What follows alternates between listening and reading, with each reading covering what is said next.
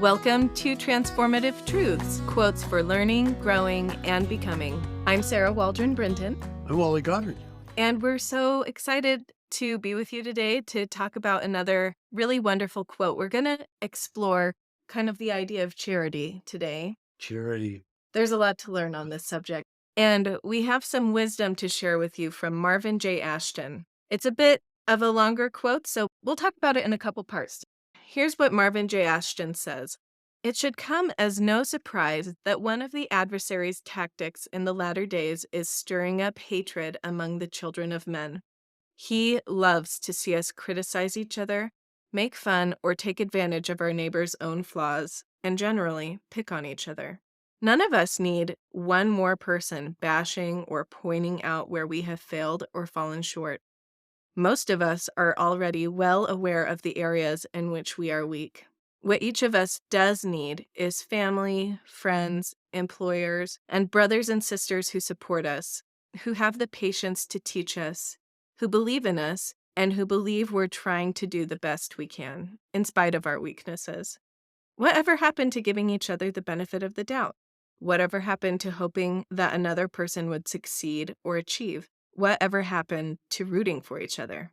Oh, whatever happened? I know. Wally, are you aware of any of your weaknesses? Boy, oh boy. I am really good at ruminating. I'm really good at just thinking, oh man, I am such a mess. I'll never make it. I wonder if we had a rumination championship, which one of us would win, because I think I could be a contender in this Do we? race. Oh, yeah. Let's get after that. Let's- Let's compete. Okay. It really is so true. I think this can happen sometimes in our homes when we're all very aware of each other, right? And maybe the things that bother us about ourselves also bother our spouse or our children or something. And boy, there's nothing worse than if you're working on something, having someone say, hey, you're doing a real bad job at that. You're a loser. I know. But there's another part to this, which is somehow we ruminate and we're mad at ourselves, but we manage to look down on other people while being so low. We still don't give other people the benefit of the doubt. We think, oh, that's a terrible sin. You sin differently from me. And I just think it's so annoying.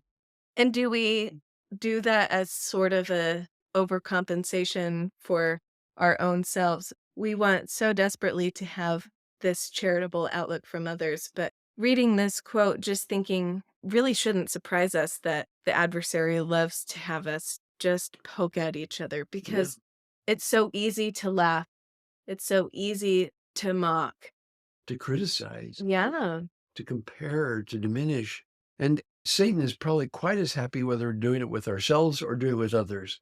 Either one serves his purposes, as opposed to glorifying Jesus and being grateful for his amazing redemptiveness.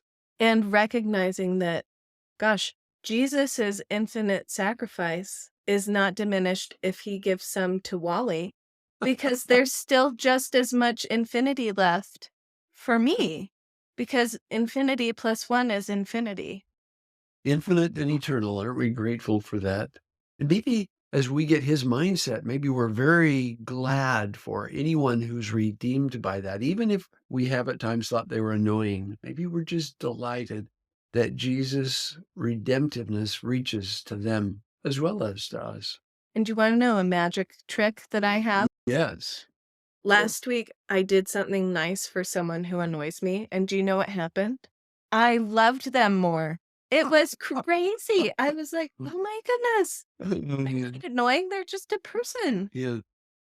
I want to finish out this quote. He goes on, perhaps the greatest charity comes when we are kind to each other, when we don't judge or categorize someone else, when we simply give each other the benefit of the doubt or remain quiet.